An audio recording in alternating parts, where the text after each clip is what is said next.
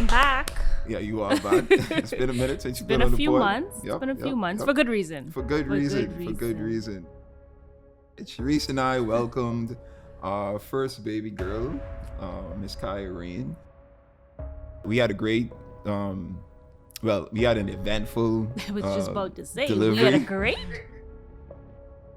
She has a story, right? She has a story of her experience, and late last year, she started to share that story. And with her sharing that story, I realized that, just with the response she got and, all of the other stories that she became privy to, I was like, man, this would be something great to talk about on the pod. I wanted to bring you on. We've had a number of conversations about this, and I just want us to talk about the experience, right? I want us to go from the top, like show how it all started and how we got to this point.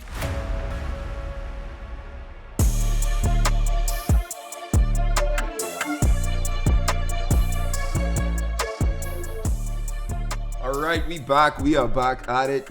Welcome. This is a new episode of the Myles podcast. It has been a minute. As always, this is your host, Myles Munroe Jr. It's always good to be here. I've missed doing this. This been off for a couple of months for good reason, but we're going to get to that. But as always, the vision and goal of this podcast is to entertain, educate, and elevate you miles high above your fears, your doubts, and any limitations that you may think exist. Always knowing that those limitations only exist in your mind. All right.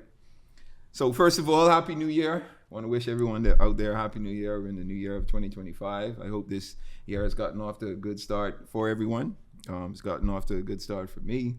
A big change for me is I'm entering into a new space now, and that's kind of what I'm going to talk about on this episode, right? I'm privileged to welcome my first guest for the year. She's no stranger to the pod. It's none other than my wife, Sherice. Welcome, Sherice, baby. I'm back. Yeah, you are back. It's been a minute since you've been on the pod. It's been a few months. For good reason. For good reason. I haven't said anything on the pod. Yes. I was keeping everything, tucked close to the heart. Yeah. We had a life change over the last couple of months. We did. And the fourth quarter of last year, I took some time off from the pod, as you guys know. And Sherice and I, you want to say it or you want me to say it? You can do the honors. Sherice and I welcomed our first baby girl, Miss Kyrene. It was an exciting time for us. It was just a great experience, right? Having her is a gift, right? I feel like it's a privilege to be blessed with, a child, and with us to be responsible for raising a whole life, right?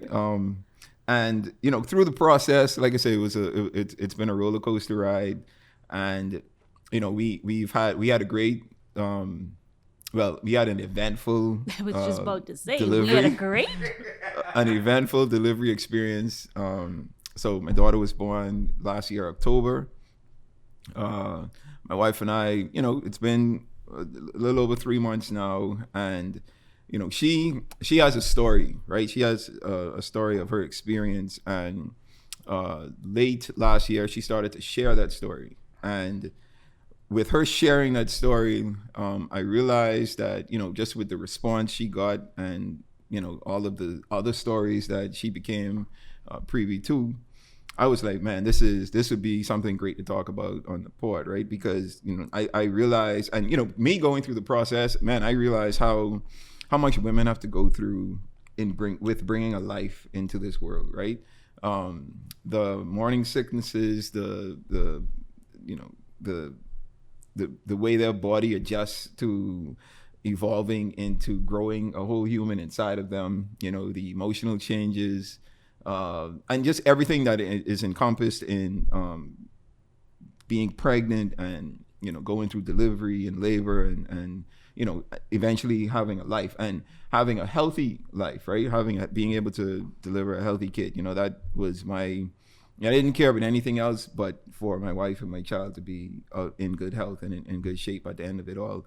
And with the stories that she was getting and all the challenges everyone else was experiencing, right, including her, I was like, man, this would be a good thing to talk about, a good topic to talk about on this pod. So I wanted to bring you on. You know, we've had a number of conversations about this, and I just want us to talk about the experience, right? I want us to go from the top, like show how it all started and how we got to this point. So I'm gonna let you start. I'll follow your lead on this. So, let's talk about let's talk about the initial experience of let's go from trying to get pregnant. Okay, so we got married in 2022. When? No, 2023. Boy. So from we got married, I'm like, yo, we trying to start having a baby now. We trying like out the gate. You know, because you know, as you age, you realize the importance of getting it done, because women, we have this biological clock that's ticking. So for me, it was like, you know, we're married. Why wait? We've been together a significantly long time. Let's get it done. And so we started trying as soon as the ring was on the finger. And what they don't tell you is that it is very hard to get pregnant. When you're in your 20s, it might be easier. But when you're in your 30s, you need some help. And so we started to try. It was just natural. And then for months and months, it wasn't happening. And I started to get frustrated. And then I am someone who knows my body very well. I'm very in tune with my body. And so I said to my husband, I'm like, something ain't right. Something is not right. And I'm someone who has been challenged with ovarian cysts my entire life. That's something that I've struggled with, and so many women have struggled with for their entire lives. And so I said, I think I have a cyst, babe. And so I went to the doctor. Lo and behold, I had a cyst. And this would have been my second cyst. And a cyst basically is a growth on your ovaries, basically. And so I thought that would have been one of the challenges of why I wasn't getting pregnant. And so in 2023, I had a surgery to remove the cyst. And that in itself was a daunting task, because for me, it's like, why am I having another one and the same type? And, you know, is this going to create challenges for us growing our family? So that was the first roadblock we hit. And I had to get a surgery. And then after surgery, I had to wait about 6 months before even thinking of trying again, because during surgery, they found a fibroid. Another common ailment that so many Black women especially have. And so that was a double whammy, an ovarian cyst and a fibroid.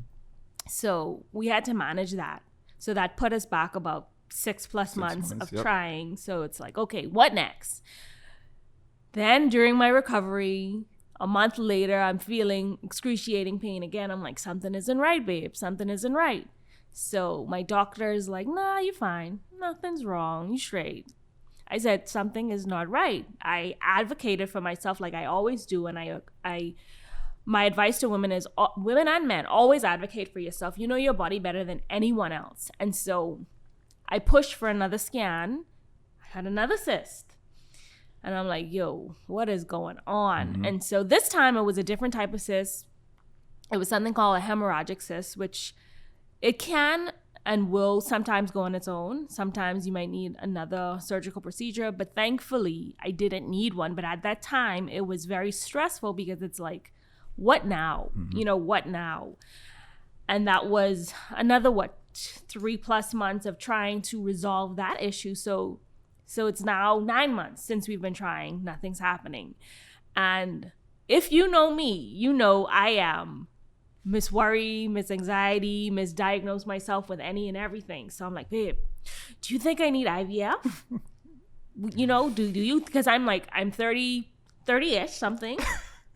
Do you think I'm going to need IVF? And so that was another thing that popped into my mind. Like, why isn't this happening?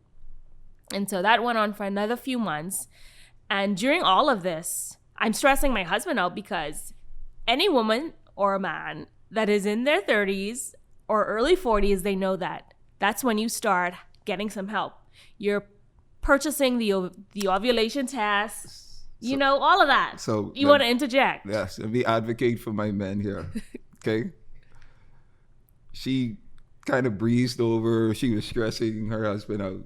It's a bit more than that, guys. So my wife, like when I tell you my wife is like a worrisome, anxious person, and I am the exact opposite, right? I try not to worry about a whole lot. I kind of just trust God, have faith in the process, and just allow things to happen as they may. So, but my wife isn't that type of person, and especially, you know, with women and their emotion, and you know, like her saying, the anxiety that she had with trying to get pregnant and wanting to start a family, especially because she was getting older. She bought these ovulation tests, right? Which all women do. That's why she had a bunch of ovulation tests. She had this app on her phone that tracks. she would that tracks like her ovulation levels and when it was the right time. So she was the type of person to be like, yo, today is the day. Let's go right now. You know, for me, it's like I just go from the gym. I tired. I in the middle of doing something. My mind, you know what I mean? Like it's sometimes it just wasn't there. And so it started to feel like a chore, like a job, right? It's like, yo, I feel like a piece of meat. Like you just using me and being like, okay, now you could leave. You know what I mean? So it got to a point where it started to become stressful on me, and it started to affect me, and to the point where I had to go talk to one of my mentors, right? And had a conversation with him, just explain the situation to him, and he's a man who's, married for a bunch of years, has kids of his own. And he looked at me, put his arm on my shoulder and just laughed. He's like, if this your problem, bro, you don't have any problems, right? He said it in jest, right? But I kind of understood what he was saying, right? Because it could be worse, right? It could be a whole lot worse. So I used that as an encouragement to just focus on like what it is we're really trying to do, right? And that's the raise to have a kid and to start a family. But it was stressful. But funny enough, during that experience, you came across so many other men who was going through the same thing.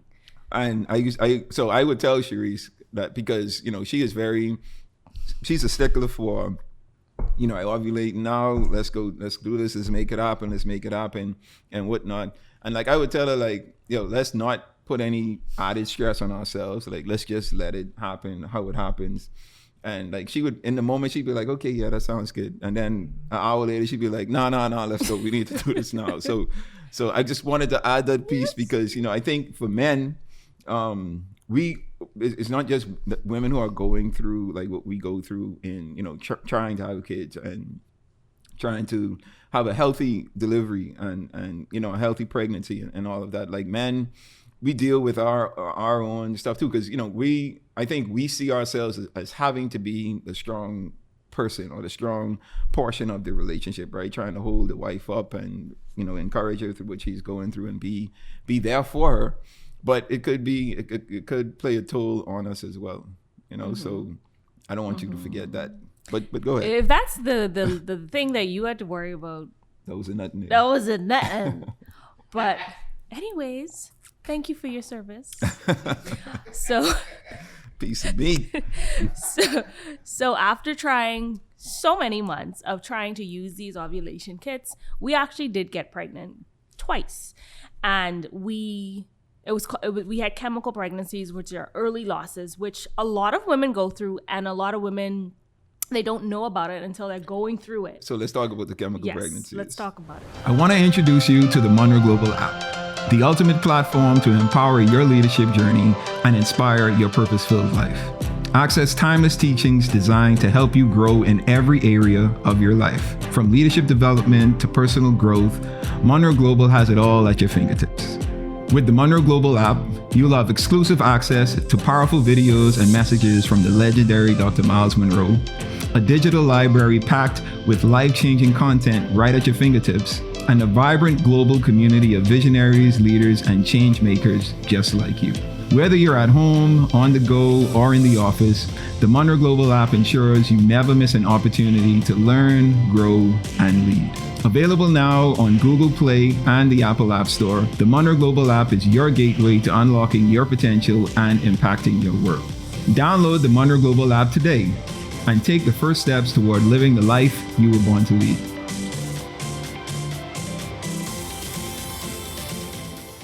So at some point after, within those 9 months, Sherice came to me with a pregnancy test. She was like, yo, pregnant.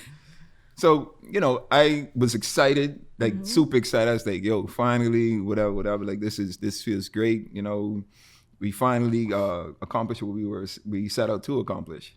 And then you took So that's the first part. Taking the test, you think that's the end, but that's just the beginning. Right. So me and my cheer squad, one of my friends was like, so you should do a progression, which is basically you pee on a stick, and you see the line get darker and darker, and you know that your pregnancy is progressing because you have HCG, which is the pregnancy hormone, and it doubles every 36 hours. Mm-hmm. So it should be getting darker and darker and darker. So I'd keep in mind at this point, Sherice couldn't have been more than, I'd say, 2 weeks pregnant. So like 4 weeks. So Sherice would be like, we would try. The next week she tested to see if she's pregnant. And I'm like, bro, you have to relax. Like you doing too much right now. You're putting added pressure on yourself. That's so like at this point, it couldn't have been more than, I'd say, like 2-3 weeks. It's like 15 days, I think. But go ahead, yes. So I was doing the line progression, which is I was waiting to see the line get darker and darker. Yep. And when you're having a chemical pregnancy, it does the opposite. It gets lighter and lighter. So It was never progressing. And my girlfriend was like, that's kind of strange. And so I started to do research. And it's like, you could possibly be having a chemical pregnancy. And so I said, okay. So we were like, let's go to the doctor. Let me get tested. And so I went to the doctor. I got tested to ensure that I was pregnant to see if, what's going on. And it confirmed that I was pregnant, but, it wasn't working out. And so that was the first, okay, at least I know I could get pregnant. Mm-hmm. But nevertheless, it was still an emotional time because it's like, what again? Mm-hmm. Like, what next? Mm-hmm. So anyway, the next month, I'm like, we're going to try again. We try again, and I get pregnant again. And this time I'm like, yeah, I'm pregnant. Because it's like the joy has already been sucked out of you because it's been such a long road. And then it's like, I ain't really sure about this one. Mm-hmm. And again, the same thing happened. I tried the progression and it was not doubling. And this time I'm like, something is wrong. So at this point, all the emotions kick in, right? Sherice is now upset, asking like, what's wrong? Is it something wrong with me? Is there something that we need to do, something that I'm not doing? And we're having these conversations, and for me it's like, man, like I don't think like it's not you. I don't think it's you. It's just what it is, right? And I think this is a sign for us just to continue, right? To keep going, even if it doesn't work out. And I think in hindsight, like that sounds good, right? Yeah. Sounds like the right thing to say, but in the moment, like it's very difficult to hear, right? And very difficult to accept. But we nonetheless continued. We made a few additional doctor visits. Well, we made a few changes. We changed doctors because I just felt like when you're dealing with certain situations, there's a level of empathy and sympathy that you need to have. And, that's just what I'll say about that. So our new team was I think they just fit us. They were more of what we needed for that time. And we had a great conversation. And after that conversation, I'm like, you know what? Let's just enjoy our Christmas, our New Year's. We'll deal with it next year. That's what you said? That's what I said. And, for what, a month? We took time off and we chilled. We enjoyed ourselves. We traveled. And when January came, we were like, we'll get back to work in January because this was a full-time job. And, we wanted to do a fertility workup, all of the stuff that we needed to do to ensure that everything was normal, everything was fine. And, when we went for that workup, no, actually, that's not what happened. What happened was when we went to the doctor, I'm like, I think I'm pregnant. She's like, why do you think you're pregnant? No, you had already taken a test. I had taken a test. So it was early. Let's back up. Mm-hmm. So Sherice agreed that we would take less pressure. She would take pressure off herself to like easier said than done. These ovulation tests and stuff. And I was like, yo, let's just relax. We already went through 2 chemical pregnancies. Let's kind of just allow things to happen, which is the way that I wanted to approach it from the start, right? Just let it happen how it was going to happen. So we took, we had enjoyed our Christmas. It was around the Christmas holidays. Yeah. So we enjoyed our Christmas holiday, New Year's holiday. And then we were traveling as well. So, we was just kind of enjoying ourselves. And through that process, we got pregnant, right? So she still was kind of doing the ovulation test, but it wasn't as like, she wasn't as crazy with it as she was before. So I think she felt, I don't know if she felt as if she was pregnant, but she ended up taking a pregnancy test. Well, I was still really tracking, but just not as crazy. Not as crazy. Yeah. So she, felt like she was pregnant, got a test was positive. Yeah. And then we did the line progression again. And the line progression. It progressed. Yeah, it showed strong. So this kind of boosted her morale, right? She was feeling good. And she was like, let's go to the doctor now. Right, like we are. Yeah, because if this is another chemical pregnancy, some has to happen. So at this point, it was less than 5 weeks. Yes. Pregnant, and she went to the doctor. The doctor was like, "Why do you think you're pregnant?" She was like, "Doc, I think I'm pregnant," and Doc was like, "Why do you think you're pregnant? Like it's way too early to even consider that, right?" But it wasn't. Again, in her eyes, advocate for yourself. But go ahead. And so. At the time, she couldn't really tell by us because I did have a scan because we were kind of starting the workup. She couldn't tell if I was pregnant, but I knew I was pregnant. Mm-hmm. I felt it in my bones. And then 2 weeks later would have been, we could actually confirm whether I was pregnant, and we did the blood work. It proved that I was pregnant, and then the line progression came back darker and darker and darker. And she was like, congratulations, you guys are going to be parents. So boom, we celebrating, we happy. We thought that was the hard part. We like, okay, now it's just easy, smooth sailing, it's going to be, at least that's what we were praying for. Mm-hmm. We were praying for like a solid pregnancy, a good pregnancy, a good labor and delivery. Sherice probably got about a month in. Yeah. Or 2? It was like 5 weeks. So a little over a month in, right? She fine pregnancy, no issues. Minimal nausea. Yeah, not much sickness, morning sicknesses or like nausea or whatever. Once that 6-week hit, I was just sitting on a couch. We hit. I don't even know what. I don't know. This came out of nowhere, and Sherice experienced what is called hyperemesis gravidum. I think that's how to pronounce the last word, but it's extreme. The worst of the worst morning sickness. It's the worst. I got up and just vomit started to come out, and it never stopped for months. Like it was so bad. So the first time it happened, I was like, okay, this probably would morning sickness, because I've never been through this experience. It wasn't even in the morning, which is a lot. Morning sickness isn't just for the morning. I think that's what they call it at the time. It was in the middle of the day. This was like all day sickness, literally. Like, mornings she's sick, mid-morning she throwing up, afternoon throwing up, mid-afternoon she throwing up, evening, little before evening throwing up, night throwing, and middle of the night she couldn't drink, she couldn't eat, she couldn't keep anything down. And it got to the point where like she started to lose weight. And it that obviously that wasn't good, and it was kind of scary because she was pregnant at the time, and obviously the baby needs what it needs to grow and be healthy. So we went to the doctor, and the doctor suggested that Sherice started to do IV treatment. Yeah. So I had to do that 3 times a week. And it was 3 times a week, a full-time job for 8 hours each time. Yeah, because I went there like 7 in the morning and used to leave 4. So it was a full-time job. I was a member of the staff. She was. It was, but it helped me be able to keep some liquids down, food down. It was not a fix. It was just supplementary. Yeah. It didn't to ensure that I didn't die. Yeah, it didn't stop the sickness. She was still super sick.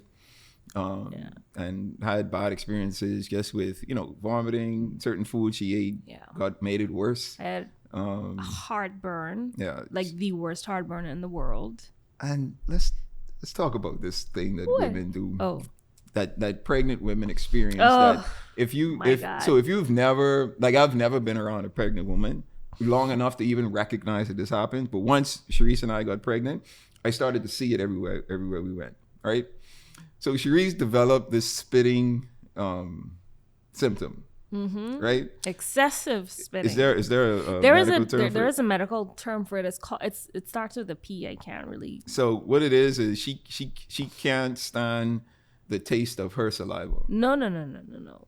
Oh, you make too much. That I make too much spit, too much saliva. Oh, and I can't taste it. It was causing you heartburn at the time too? No, that was a different symptom. It was heartburn plus excessive spitting, excessive to the point where the spit was dripping out my mouth. It was disgusting. So she got to the point now where she had to walk with a cup everywhere. Yeah. Right? And it was like spit would build up in her mouth, and like in mid-conversation, spit would build up in her mouth, and she would talk. I'd be like, bro, please spit. Like, please take that out your mouth, then we could continue this conversation. But she traveled everywhere with this cup. So, like, if you all saw Sherice with a little red cup at first, everywhere she went, and it would be like this little cover-up spit and trying to hide it. And, like, it was, like, the entire, from it started, it happened, it was that until she practically gave birth. Like, the entire time it kind of got a little better towards the end, spitting, though, but it was but it kind of tapered off. But it was like, that was an experience though, because that was so, like, that was something one of the things, like, I had to adjust to, right? Because her mouth was always spitty. Oh my goodness! And it was like she would spit, and it would be like big blogs of spit, and I'm like, yo, how are you producing this much saliva at this point? Yeah, it was, so that that was another thing about being pregnant that I didn't know. I don't know if Sherice knew about it or was prepared I knew for about it, but I was like, that can't and it doesn't possibly happen to every woman, me. Right? It doesn't happen to all women, because I asked like a couple of my friends. Some of them said, yeah, their wives had the same thing. Some was like, no, we didn't experience any of that. So a lot of women who hit me up, they had it. They had it, and I'm like, this was probably the worst part of pregnancy for me. I was like, well, if that's the worst part, give me that. Because I had heartburn, and then I also couldn't sleep. I couldn't sleep. I had to sleep upright on the couch for 9 months. And this was from like week 6, right? Yeah. Well, from you started to get sick? You mean laying down? Yeah. Well, I should have learned that. Well, the doctor recommended, you should start sitting up, because the heartburn was making everything come back up, which was actually making the morning sickness worse. So when he gave me that bit of advice, I was like, let me try it. And it made it a little better. It still wasn't a fix, but it was like a little better. So Sherice didn't sleep laying flat for almost 9 months. Almost 9 months. Yeah. Like crazy. I'm talking like sitting on the couch. She couldn't, the bed wasn't even comfortable. Even like sitting up in the bed wasn't comfortable. So she only could have slept on the couch. I bought a wedge pillow. That did not work for me. It was just, the couch was the most comfortable place for me to be. Yeah. Crazy experience. Yeah. So it was wild. And that was just like the tip of the iceberg. Like, I felt like, and then I almost had gestational diabetes. It's just so many things that women go through, and that you take certain stuff for granted when you're not pregnant, or when you see pregnant women, you don't have a level of sympathy for them, because I know a lot of times we're like, you're just pregnant, you ain't nothing wrong with you. But like the stress of it all, you just never know what pregnant women are going what was through. crazy too is, so while we were pregnant and moving about, like older women would look at Sherice pregnant, and they'd just be like, oh, congratulations. And like, just it was like it wasn't just a congratulatory rite of greeting. It was passage. it was one of those like, man, I know what you're going Yeah. through, and like you got this. Yeah, you know I what I mean? Like understand. giving you encouragement. And at the time, we were looking at it like, yo, why all these people? Yeah. Like, is it something? What is it about pregnant women that gets Yeah. women going, right? And after this experience, you realize, like, man, women know like what women go through during pregnancy. So when you see a pregnant woman, you empathize Yeah, with them, absolutely. and you sympathize with the experiences that they could be having, because you may have gone through something or know someone that went through something. And it's like I say, it's a crazy experience. I agree. And you just don't know until you experience it, because I've had friends who have been pregnant and they've gone through things, but you can't fully empathize until you have been through that situation. Mm-hmm. And that's honestly just how it is. You cannot put yourself in their shoes until you have walked in it yourself. So, Sherice, we went through the process of like going to the doctor 3 times a week for 8 hours a day. Each of those days, Sherice getting some IV. Still not, her not feeling super well. Still feeling bad. Couldn't eat. Couldn't eat. Couldn't even drink certain things, or a lot. I dropped down to like 106 pounds. It was crazy. She lost a lot of weight. Yeah. But amazingly, like the baby was fine. Yes. Like no stress. Yeah. Everything checked out normal. Like every checkup we went to, they were like, man, your child is doing well, doing good. It's literally, a baby literally is like, it just sucks you. Mm-hmm. It's like an alien sucking you of everything. Mm-hmm. Like seriously, it just takes everything from you. It does. So you went through that, and then obviously morning sickness and well, not morning sickness, HU. HG. HG was, prevalent throughout the whole pregnancy, pretty much. But, we got to the point where I wouldn't say we had a handle on it, but, it was just what it was. Well, because we got some good medication. Yeah, we got some good drugs. Eventually. I was going to say that. Yeah, we did. We got some good drugs, and she started to come around. And you want to mention the drugs that you took? No. So she got some drugs and was then finally able to like eat. Yeah. And like eat and keep food down and like eat almost regular food. Yeah. Still got to stay away from spicy food and tomato-based food, because of the heartburn. But for the most part, she was able to eat. Though, yeah, kind of for a little bit. Mm-hmm. Because it did come back. But it wasn't as intense. It wasn't as intense, but I do think it's because I was very diligent in taking my medication. Mm-hmm. And while I could have eaten, I was like, we gonna pig out. So, she gained some pounds back. Yeah. Finally started to gain some pregnancy weight. Still nothing crazy, right? This is my regular weight. A lot of points where Sherice didn't even look pregnant. Like if you looked at her from the back, you wouldn't see that she was pregnant. She spin around and you see this big belly in the front of her. We used to make fun of that. I used to make fun of that. Trick body. But we went through that experience. And so let's get to the labor and delivery part. Well, before we get to that, I want to say that when you're going through that, it's very important to have a support system. And I knew I could not do that on my own. I had to call in the prayer warriors. Like literally, I called everyone that I knew who was strong in their faith to pray for us, to cover us, because trust me, there were times I'm like, and I'm going to be real. I told my husband, I could throw myself down these stairs. Like, that's how bad it got. And he was like, you serious? I'm like, yeah, I'm serious. And then I was like, I have to go speak to a therapist because I am going to lose it. So you thought I was joking. Yeah, because she didn't say it in like a, this is what I'm going to do type of way. She said it in like, this is how I feel sometimes. Yeah. Right? And I know that sometimes those intrusive thoughts could manifest. Oh, I had plenty intrusive right? thoughts. So I was like, look, before this gets worse, let me reach out to a friend of mine. So I reached out to a friend of mine, and I was like, she's a therapist. And I was like, man, my wife and I are pregnant. She isn't having a great experience. And I think she needs to talk to someone like a professional, because I think it's getting to her emotionally.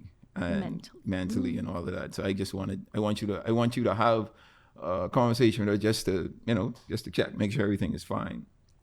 So she had that initial visit. I think that went well, and they had a few follow-up visits and whatnot. So I'm saying that to say, like, man, this pregnancy really takes a toll, right? Yeah. Not just on us as a family, as a unit, but on the female, especially because she's the one who is going through everything, experiencing everything.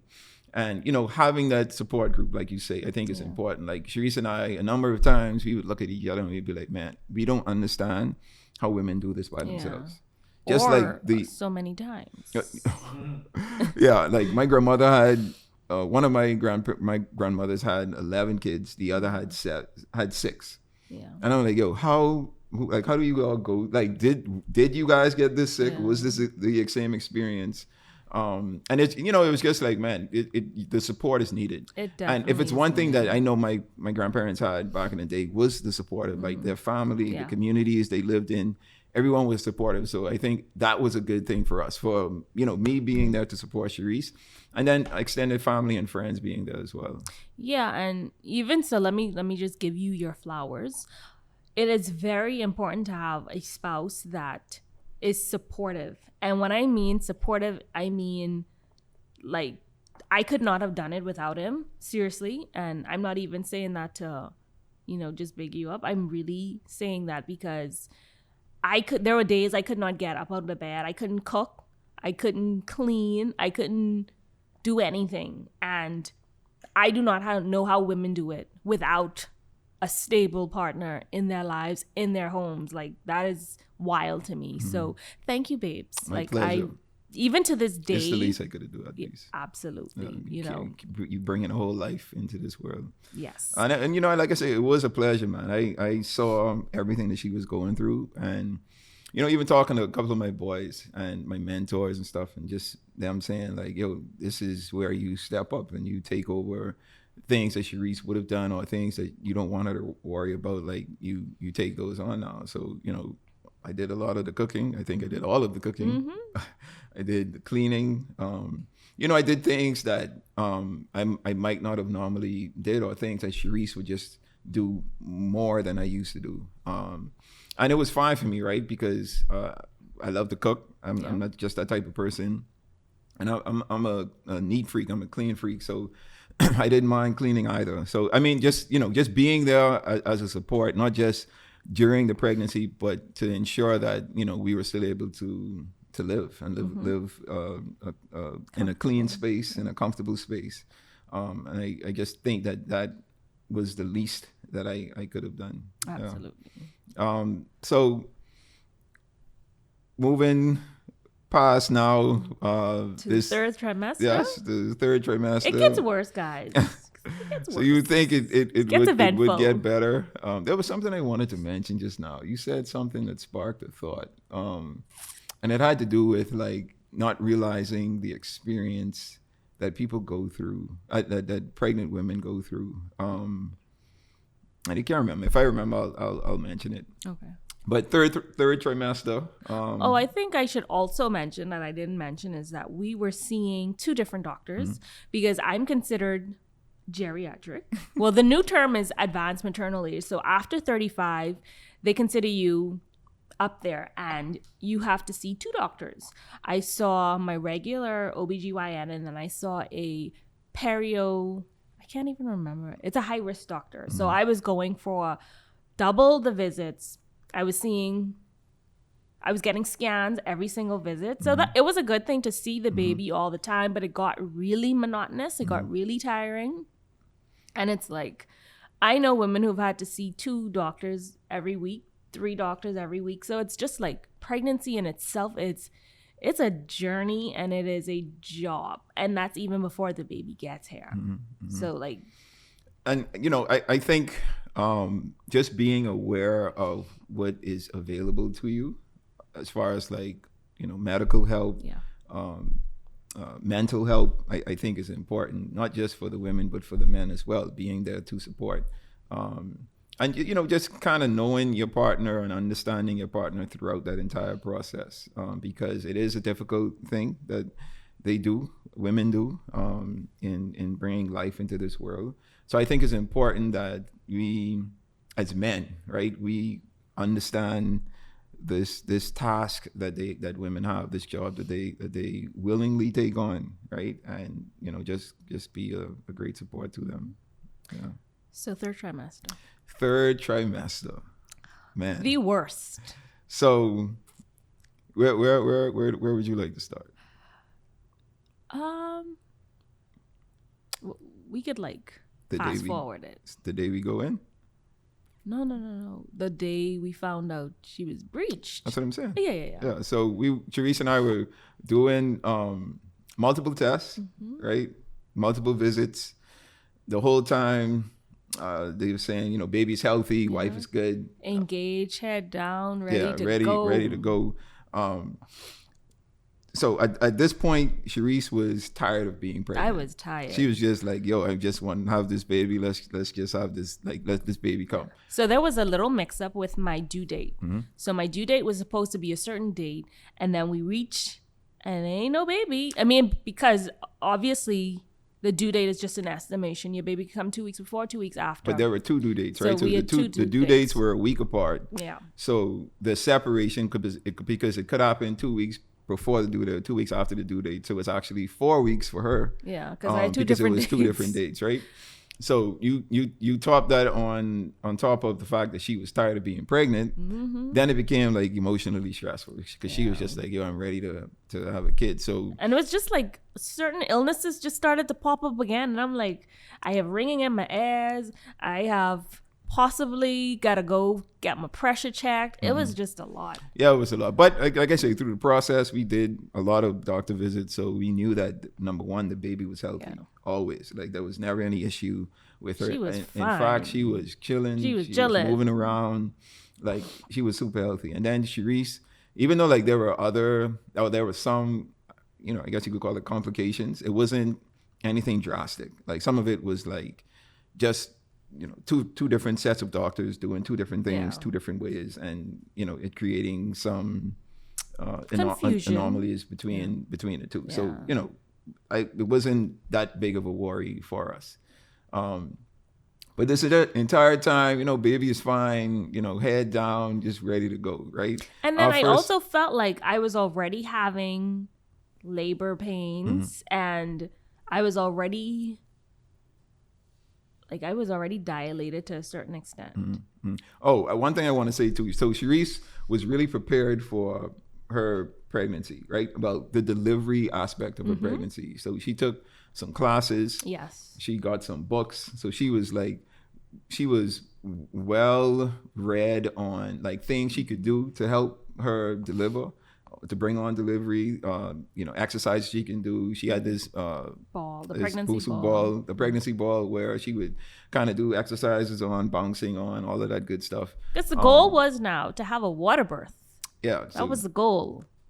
But anyway. We talked about that, and she was like, yeah, I want to have a water birth. So I was like, okay, cool. He thought I was insane. Because I'm not used to that, right? But through this process, this is what I wanted to say. Okay. So through this process, I realized that, when you really think about it. This is what I taught you? Yeah, I don't know. Maybe. But so God created us, right? God created men and women, right? And the way God created us is perfect for what it is that we need to do.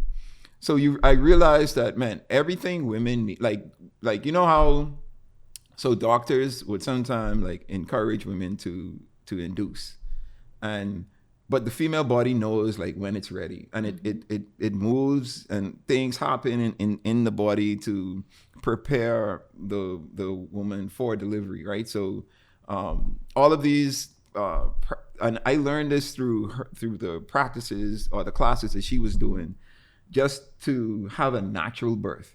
And I realized how uncommon natural births are, and it's because doctors push for interventions. Yeah, these things that we've developed over the years through technology and interventions and whatever, because there's a dollar amount behind it, right? It comes with an invoice, and when you talk about capitalism, this is what it's about, right? We pushing you to do something that you have to pay for that you don't necessarily need to do. And she and I had this conversation. And so when we started to talk more about, so this came about because she wanted to do a water birth. So in me, like doing my own research about water births and how natural it is, I'm like, man, this should be a natural experience for women. It shouldn't be something where, you taking a bunch of drugs or doing a bunch of stuff that isn't naturally supposed to happen during delivery.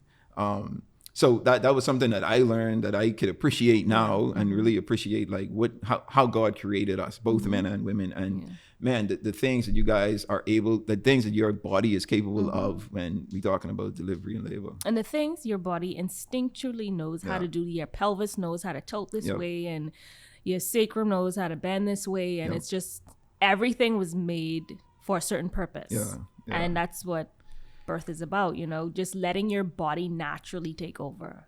So we get through to the third trimester, going through all of these tests, 40-ish weeks. We reach the first due date, no baby, right? We get a week past that, no baby. We get 2 weeks past that, and now she's just like, okay, look. And through that, I'm like, okay, we need to speed this up. I got something called cervical sweeps. I did something called the balloon. Nothing happening. That balloon thing was weird.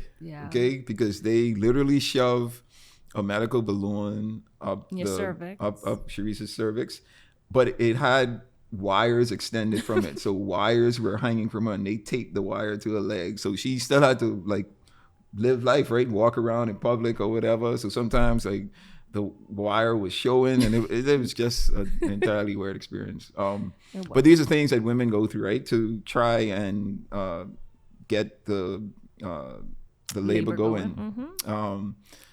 So we went through all of that, and nothing happened. She was very stubborn. But the thing is, they say that for a woman's first pregnancy, it usually the baby stays in longer than usual, right? So if your due date is one date, it's quite possible that she can go up to 2 weeks or not deliver until 2 weeks after that date, and it's quite normal. So our doctor I appreciate our doctor because she was one of those doctors that really wanted things to happen naturally, right? And low intervention. So Sherice, even though Sherice was ready to give birth and push it along, my doctor was like, I think we should. Our doctor was like, I think you should wait. And like, you look too natural for me. So it was literally like a back and forth for most of our visits coming down to the end. But Sherice is like, no, this needs to happen today. And the doctor was like, okay, let's give it a couple of days. And I'm like, no, let's wait for a few days. So we went through that for some time. And then Sherice got to the point where I was like, all right, look, I'm having this baby. If we need to do a C-section. No, you missed an integral section when we went to the scan. No, as I'm saying though, but we had already gotten to the point where you was like, yo, we ready to do it. We did that scan because we wanted to make sure everything was fine, because we were going to plan we were planning for whatever needed to happen was going to happen that weekend, right? So this was, we hit this week where Sherice was like, by next week this time, we have a kid. Right? Whatever needs to happen. So we went in for a regular routine scan. Didn't think anything of it, just expected it to go as normal. This time we're doing visits like every two to 3 days. Yeah. So go in for the scan, and the doctor said... No, she was like, everything's fine. Well, not the doctor, the person who's doing the scan. Right. So she was going through it like everything is okay, everything is good, right? Then Sherice asked her, where's the head? Now, I don't think Sherice has ever asked that question when they doing the scan, but I don't think it was anything like out of the ordinary. And I don't think the doctor, or at least the lady who was doing the scan, thought anything out of the ordinary. But when she asked, she was like, oh, okay, let me check. She looking around. She doesn't see the head where the head is supposed to be. And at that point, let me just paint the picture. Sherice is super emotional at this point because she's ready to have this kid. We both ready to have this kid because I'm ready for her to start to become herself again and be comfortable and stuff. And then you just hear like a pause with this doctor, and it's like, hold on now, like, what's going on? And then she was like, oh, this baby is breached. Yo, when she said the word breached, I looked at Sherice's face and everything just was like, what? Do you feel like there's more to life than what you're experiencing? That deep down, you're meant for something greater? It's time to stop wondering and start discovering.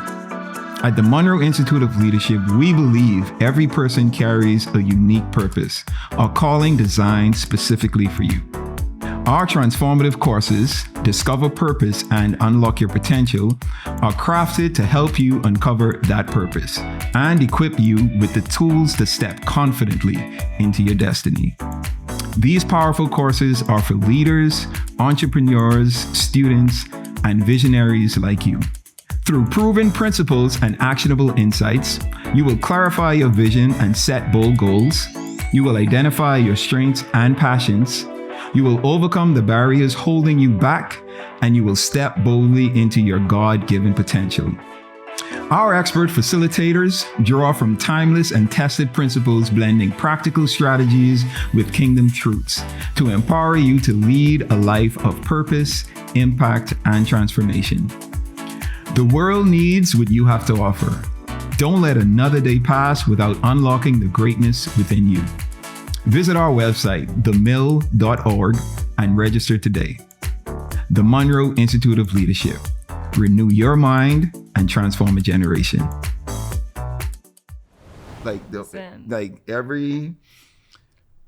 So the baby was transverse. Yes, sideways.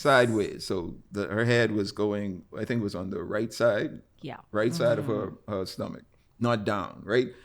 This entire time, every previous scan, at least to our knowledge, the baby head was down. A week before at least the week that we're saying, okay, whatever is happening, we're going to do this. Like Sherice is going to induce, we're just going to do all of these things to get this baby here.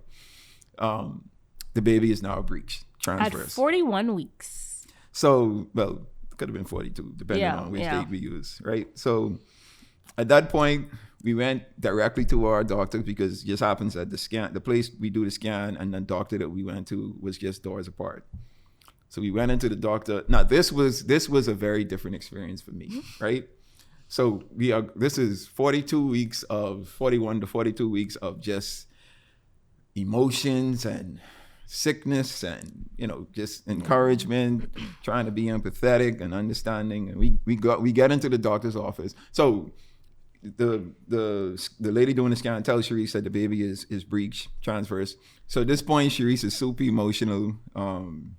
Hearing the news just knocks the wind out of you, right? Because we have this expectation of everything being fine, and then you're told that, man, this baby turned. So we go from the scan room to our doctor's office, and we walk into the doctor's office. They put us in the room, and this entire time I can see Sherice holding back tears. This is funny now, right? Because so the nurses recognized. You can make me cry because I can laugh and cry. The nurses recognized that Sherice is emotional at this point. One of the nurses seemed to be like a young nurse. Yeah, and I can't remember. We've never seen her before. Yeah, this was a new nurse. Did you tell her that the baby was breech, or did she just know? I think she knew. I think. So anyway, so she I guess heard the news or got the news that the baby was breech, saw that Sherice was emotional. She was like, "Know what? Let me bring someone older in." I think it was two of them, like at first, and she was like, "This girl is insane." Yeah, she was like, "Man, this is too much for me. Let me get someone older to come in." So this older lady came in, and I think that was like the office manager or something. Yeah, I don't know who she was, but man, so this was the first time during this entire pregnancy that I got emotional. So like when we got into the room and Sherice broke down, like I started to break down, and this was a weird feeling to me because, like I said, I hadn't got emotional up until this point, and just some emotions kicked in, and I just started to cry, and I talking like cry, like not able to hold it back. And this lady came in and she said the right thing that needed to be said at the time, and just comforting Sherice, calming the room down. Keep going. It was a different experience. Yeah, it was wild. So once we got through that, and she literally just came in for that. Like, have we seen her before? No, she is more like patient coordinator type Okay, thing. Well, so- we've heard her on the phone before, but it's not. Okay, like, but I've never seen or seen her or spoken to her. But Yeah. like the time that we did see her and speak to her, like it was Yeah. much needed, and that was wild. she calmed the room down. Everyone, well, as best she could. Sherice was emotional or had a high level of emotions initially, and then after this lady spoke to us, everything was kind of calm. Then the doctor came in, and then the doctor added to the calmness and just kind of being encouraging and just saying, look, like, these things happen. We're going to manage it, right? So she gave us some instructions on what we could do to see if the baby turns. I think this was a Wednesday. Yeah.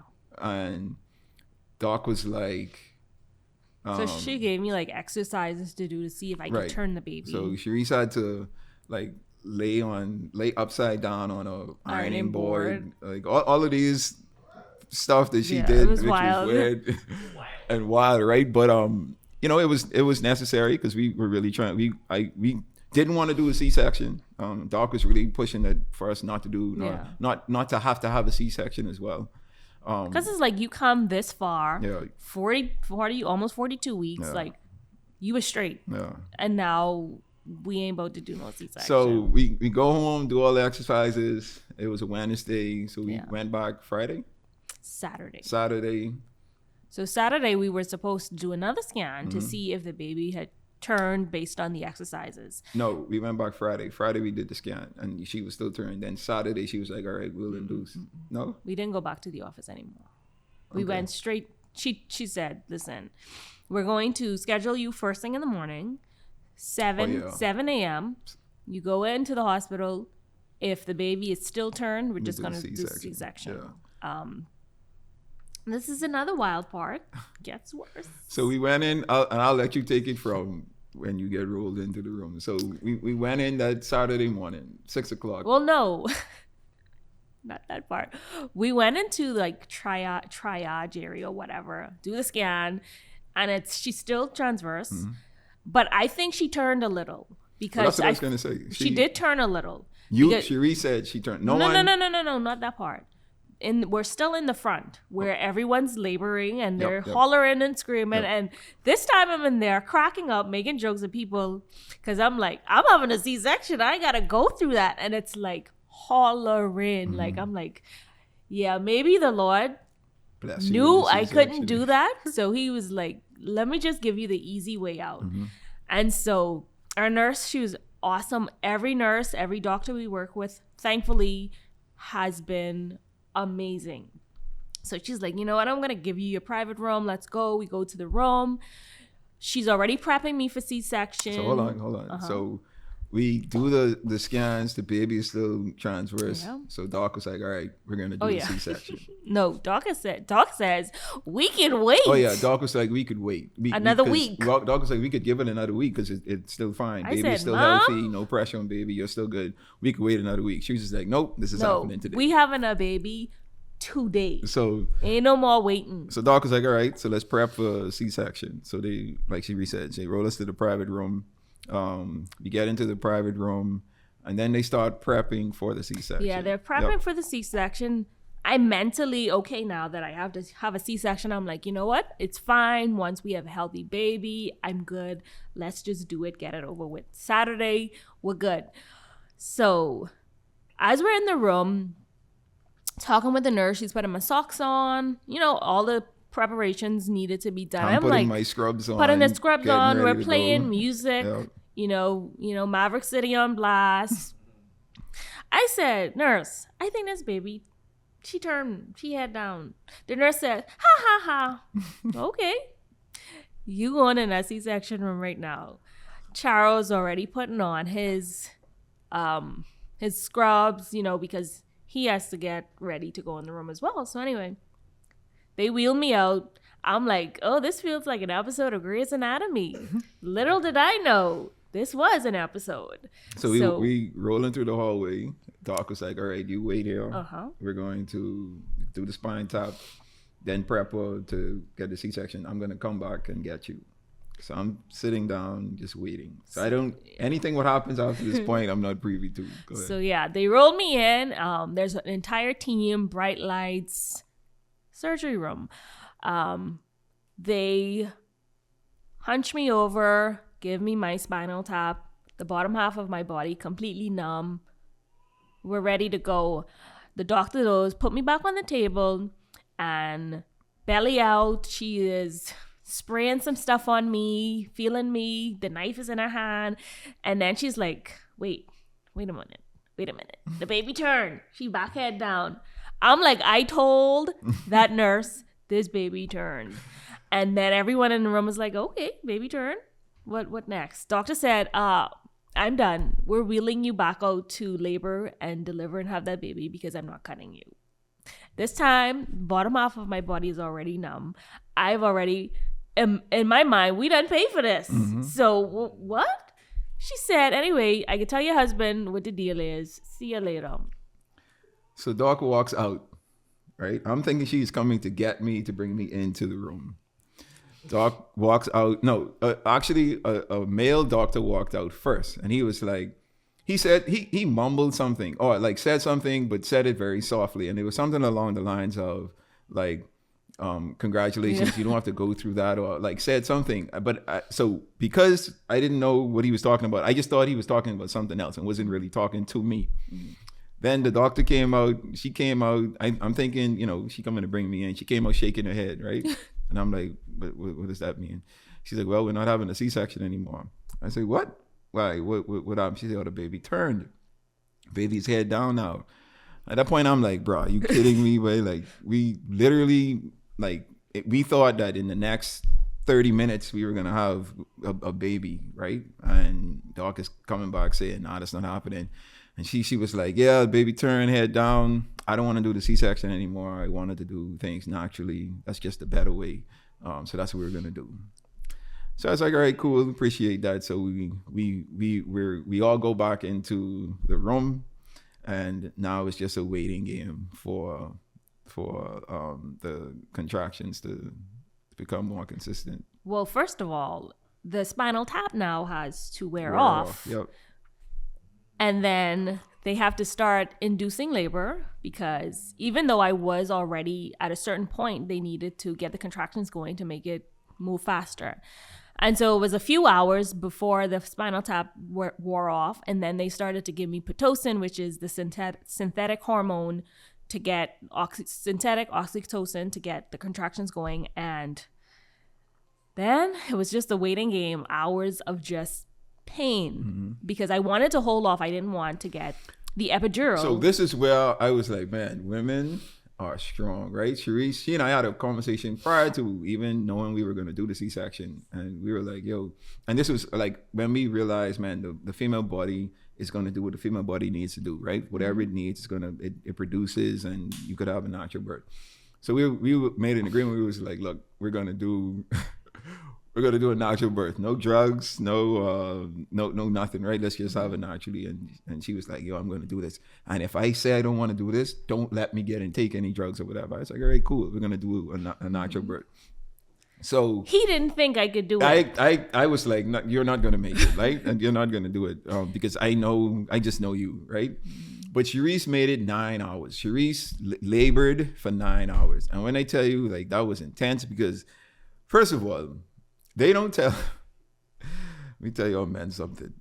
The amount of hands that were inside my wife, it is something different to see. I'm not just talking about like they just have the hand up there, just kind of looking and feeling, making. No, they like shoving hand, moving their hands around, and I'm like, okay, you see me here? I'm right here, guys.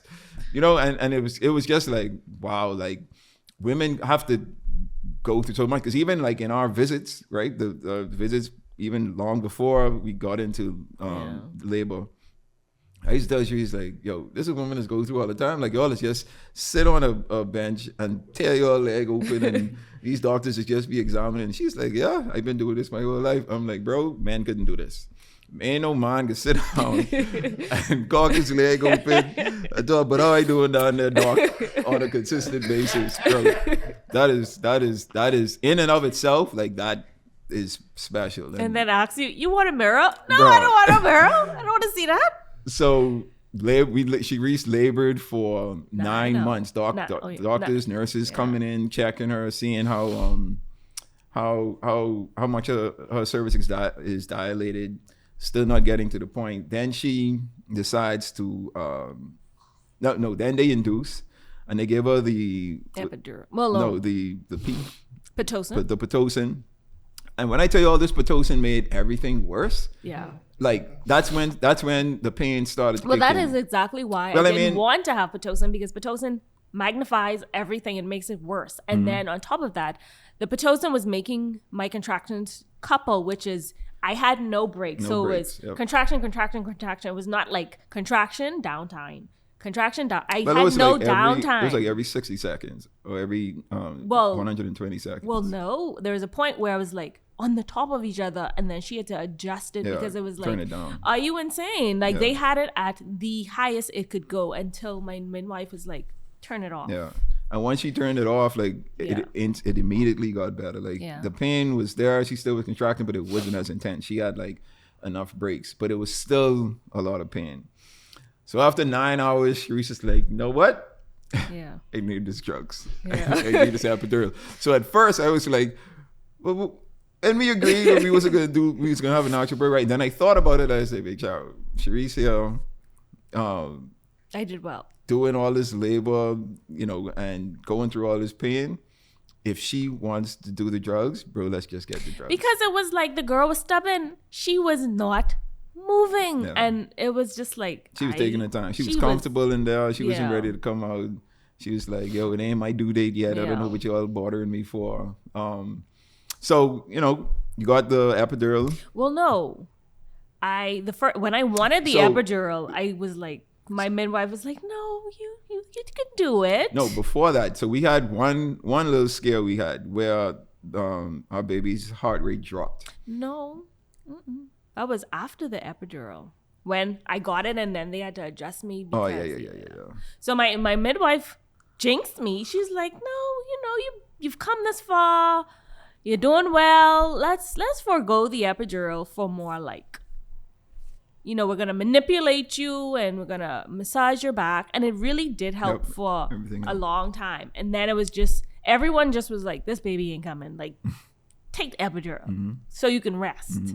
And I took the epidural and it failed. Yeah, it did not work. Sherice rested. She had the rest 5 time, minutes. maybe about 5 minutes. After 5 minutes, she was like, I still feeling this pressure. And then my friend was like, press the button. I'm like, what button? And there was supposed to be a button where you can get more drugs, but nothing was working. It just failed. And I had to pay for it still. Yeah.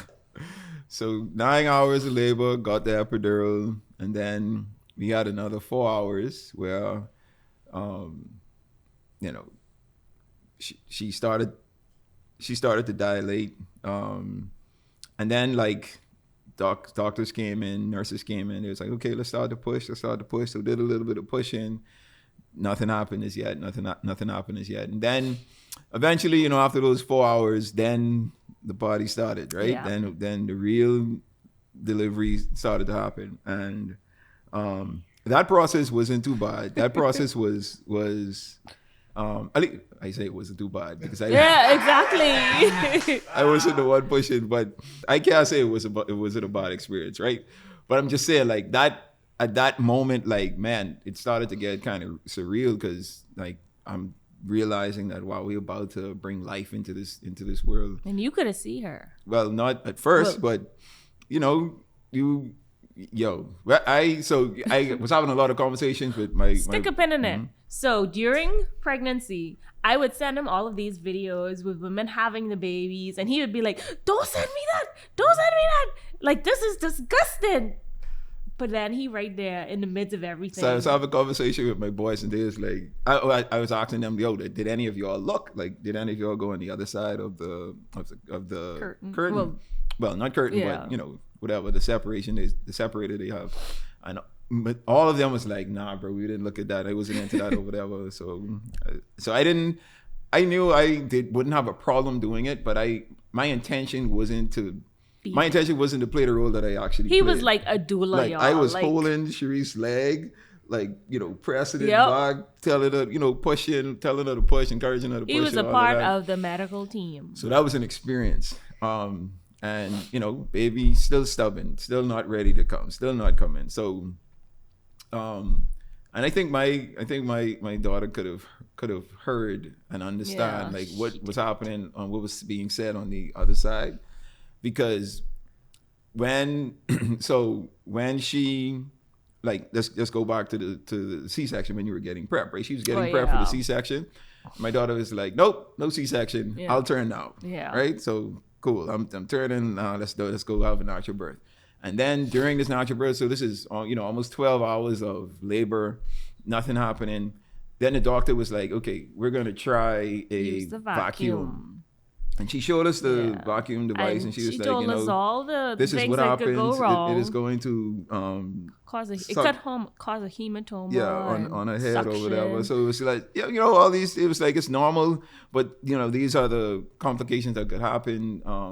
But we could figure it out once we get to it. So we were like, I think hesitantly we were like, okay, because again, I was like, let's try again. Sherice was laboring for 12 hours or whatever. So, but right when the doctor was like, let's use this vacuum, my little girl was like, okay, I'm ready now. Yeah. So we pushed, and then she started to crown. And man, so the first thing I saw was her hair, right? And her hair, obviously full of blood. No, actually, let's talk about meconium. Yes. So her water.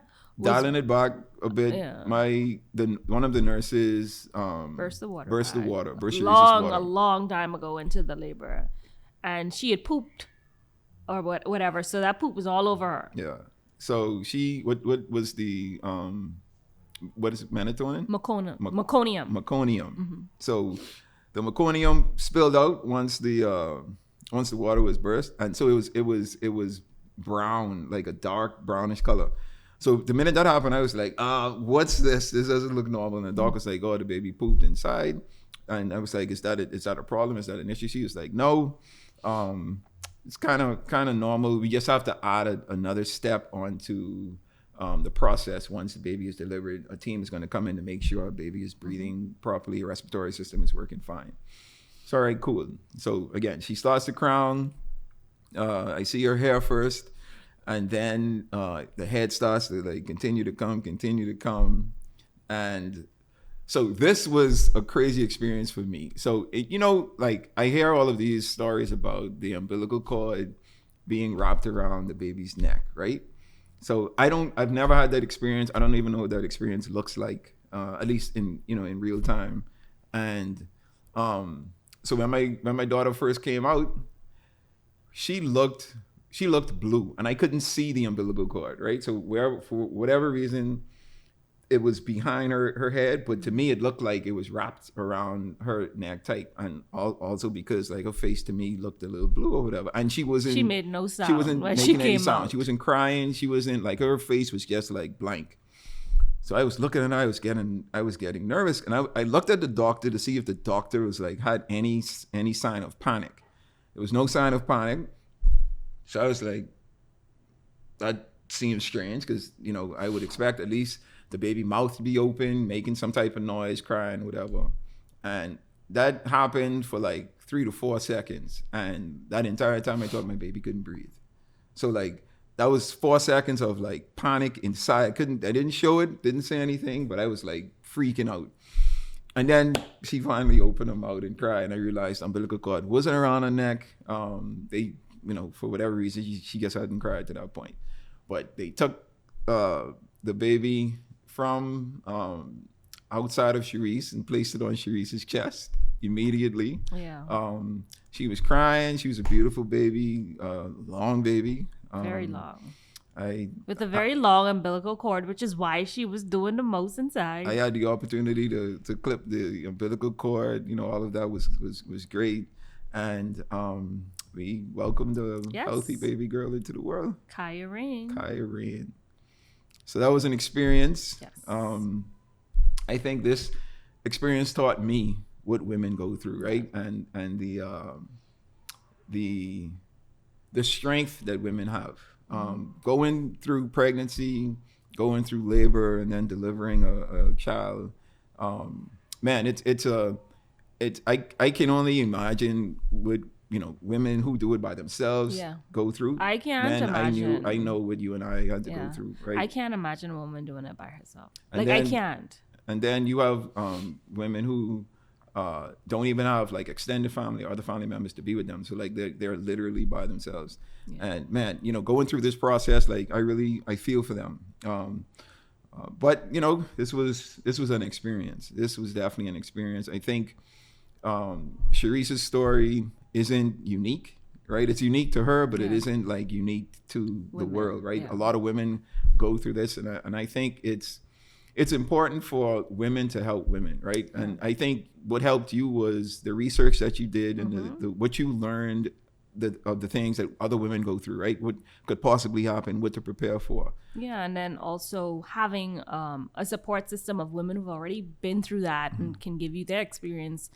And you just honestly having a good support team to keep you going. And for me, that was most important, as well as a therapist.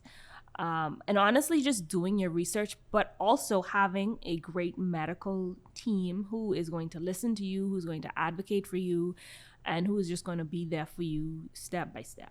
I think that is most important. Definitely.